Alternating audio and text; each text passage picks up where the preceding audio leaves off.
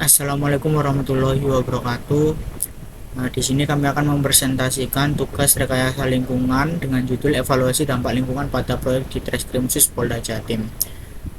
Dengan beranggotakan kelompok saya Tafakur Wahyunur Infaki dengan NBI 1432200056. Untuk materi presentasi yang pertama ada pendahuluan, yang kedua ada dasar teori, selanjutnya pembahasan dan terakhir kesimpulan.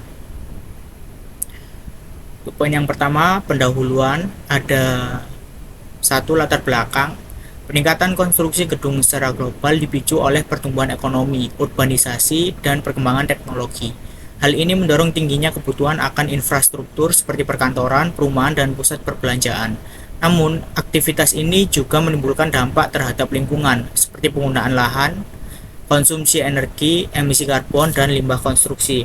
Oleh karena itu, penting diterapkan solusi berkelanjutan seperti penggunaan material ramah lingkungan, teknologi hijau, dan pengelolaan limbah yang efisien untuk menjaga keseimbangan lingkungan.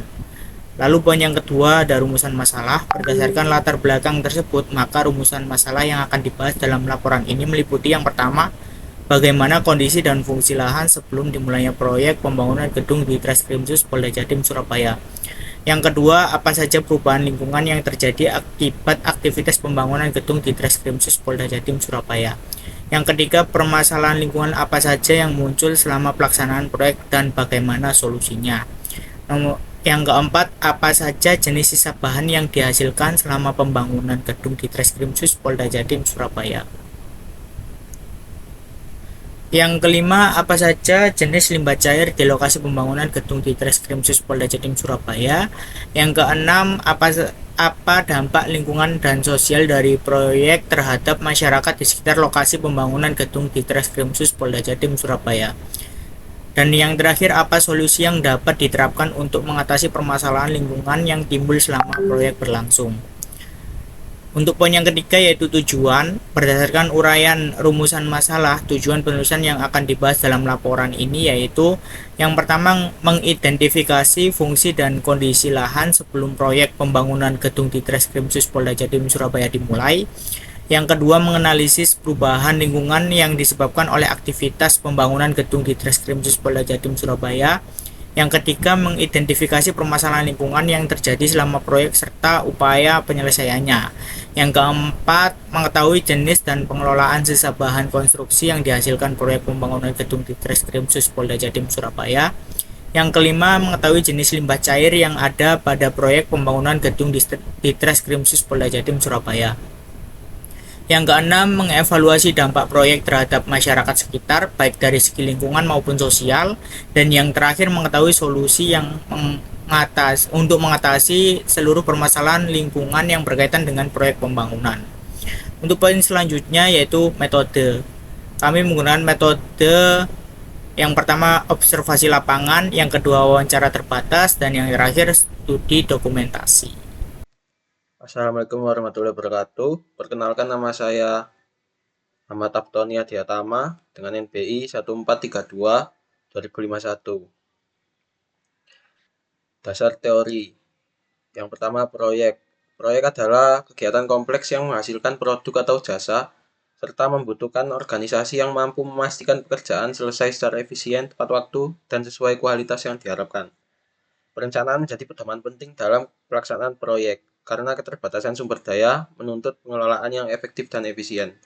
Proyek memiliki beberapa karakteristik utama, yaitu tujuan yang jelas, batas waktu pelaksanaan, dan perencanaan biaya yang matang. Secara keseluruhan, proyek merupakan proses terstruktur untuk menciptakan sesuatu yang baru dengan batasan waktu, biaya, dan kualitas sehingga memerlukan pengelolaan risiko dan sumber daya secara optimal. Yang kedua, fungsi lahan. Fungsi lahan proyek adalah pemanfaatan area tanah untuk mendirikan bangunan guna mendukung kebutuhan kegiatan proyek. Aspek penting dari fungsi lahan mencakup penempatan fasilitas secara strategis, pengelolaan ruang terbuka untuk menyerap air hujan dan memperindah lingkungan, serta optimasi penggunaan tanah agar efisien dan sesuai kebutuhan. Secara keseluruhan, fungsi lahan mencerminkan bagaimana suatu area dimanfaatkan secara teknis, sosial, dan lingkungan demi kelancaran proyek. Yang ketiga, perubahan lingkungan akibat proyek. Perubahan lingkungan akibat proyek perlu dikelola pada tahap awal proyek agar dapat meminimalisir kerusakan lingkungan di sekitar proyek. Pada umumnya, perubahan yang terjadi adalah peningkatan polusi akibat kendaraan berat selama proyek berlangsung. Yang keempat, permasalahan pada proyek. Permasalahan dalam proyek dapat menghambat waktu, meningkatkan biaya, dan menurunkan kualitas pekerjaan. Oleh sebab itu, diperlukan perencanaan yang matang, pengawasan ketat, dan manajemen risiko yang baik untuk meminimalkan dampak masalah tersebut. Yang kelima, sisa bahan proyek. Sisa material konstruksi adalah kelebihan bahan atau hasil pekerjaan yang tidak terpakai, tercecer atau rusak selama proyek berlangsung. Penyebabnya bisa berasal dari desain, pengadaan, pelaksanaan, hingga pencurian. Jumlah sisa material yang banyak dapat meningkatkan biaya proyek dan memperparah masalah sampah, terutama di kota besar yang lahan pembuangannya terbatas. Perkenalkan, nama saya Muhammad Wardayo dengan NPI 143220041. Di sini saya akan menjelaskan dasar teori poin yang ke-6, limbah proyek. Limbah konstruksi adalah bahan sisa yang tidak terpakai dari proses pembangunan. Proyek konstruksi menghasilkan berbagai dampak negatif berupa limbah padat dalam jumlah besar, baik dari pembangunan baru maupun renovasi. Di beberapa kota besar, lebih dari separuh limbah padat berasal dari aktivitas konstruksi. Poin yang ketujuh, dampak proyek terhadap lingkungan proyek. Beberapa faktor yang menyebabkan sampah material terjadi pada proyek konstruksi adalah sebagai berikut. 1. Sumber daya yang terlalu banyak digunakan. 2. Penggabungan dan pendalaman desain beberapa bangunan. 3. Kurangnya pendataan material yang dikirim dan digunakan. 4. Sampah dari kantor proyek. 5. Material berlebih dari pekerjaan persiapan dan finishing. Untuk poin yang ke-8, solusi permasalahan lingkungan proyek. Dampak lingkungan proyek dapat dikurangi dengan mengolah dan memanfaatkan kembali sisa material. Bahan sisa yang diolah masih bisa digunakan sebagai material tambahan dan pengelolaannya dilakukan oleh beberapa divisi proyek agar limbah bisa tertangani dengan baik. Perkenalkan, saya Adi Mas Cahyo dengan NBI 14322000025. Untuk ketiga yaitu pembahasan. Yang pertama data umum proyek. Dana proyek pembangunan Ditreskrimsus Polda Jatim. Lokasi proyek di Jalan Jenderal Ahmad Yani, nomor 116 Surabaya, dengan luas lahan 1.400 hektar, jumlah lantai 7 lantai, untuk tanggal mulai 16 Januari 2025 sampai 13 November 2025, dengan waktu 300 hari di kalender.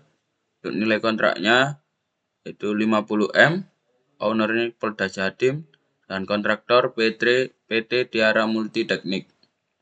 Untuk fungsi lahan sebelum proyek, sebelum dibangun gedung Ditreskrimsus Polda Jatim, lahan proyek merupakan pujasera kantin 2 lantai yang melayani kebutuhan konsumsi anggota dan pengunjung, serta menjadi pusat aktivitas sosial dan ekonomi internal.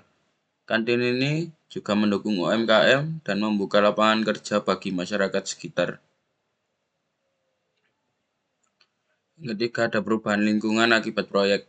Pada pembangunan gedung Ditreskrimsus Polda Jatim, mengubah lahan dari area komersial menjadi perkantoran untuk mengurangi ruang terbuka serta menimbulkan polusi udara, kebisingan, dan gangguan kualitas air serta drainase.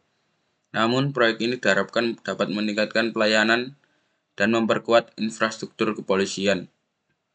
Permasalahan yang dialami di proyek pembangunan Ditreskrimsus Polda Jatim yaitu yang pertama, produksi debu berlebih, tingkat kebisingan tinggi, pencemaran air akibat limbah cair, penurunan estetika lingkungan, sisa material yang menjadi limbah proyek, lalu jenis-jenis limbah konstruksi yang dihasilkan. Yang pertama yaitu besi dan baja, yang kedua sisa material kayu. Perkenalkan, nama saya Muhammad Adi Prasetyo dengan NBI 14322200067. Selanjutnya yaitu pembahasan. Poin yang ke-6 yaitu limbah cair di lokasi pembangunan proyek. Sumber utama limbah cair berupa oli di lokasi proyek, di antara lain poin yang pertama perawatan dan servis alat berat, Dan yang kedua, kebocoran mesin dan peralatan. Yang ketiga, tumpahan saat pengisian bahan bakar. Poin yang ketujuh, dampak proyek terhadap lingkungan proyek. Yang berikut adalah dampak yang mungkin timbul antara lain. Yang pertama, pencemaran tanah dan air. Yang kedua, risiko keselamatan. Dan yang ketiga, gangguan estetika lingkungan. Dan yang keempat, gangguan kesehatan. Dan poin yang ke-8, solusi dari semua permasalahan lingkungan di lokasi proyek. Beberapa langkah solusi yang dapat diambil untuk mengatasi permasalahan lingkungan akibat limbah tersebut, antara lain, poin yang pertama, pengelolaan limbah padat, yaitu triplek, kayu atau besi. Dan yang poin yang kedua, pengelolaan limbah cair seperti oli bekas. Dan yang ketiga, yaitu langkah tambahan. Selanjutnya yaitu ini dokumentasi yang ada di lokasi proyek. Foto yang pertama itu ada limbah kayu, yang kedua ada limbah, tiga itu ada oli, keempat wawancara. Selanjutnya yaitu kesimpulan dan saran. Krisis lingkungan hidup memerlukan tindakan segera dan bersama dari seluruh lapisan masyarakat, seperti yang disebabkan oleh pemanasan global. Pemanasan global berdampak pada suhu bumi yang juga menimbulkan ancaman bagi biota laut, satwa, dan ekosistem secara keseluruhan. Seriusnya, situasi ini ditunjukkan oleh kejadian cuaca ekstrim dan perubahan iklim.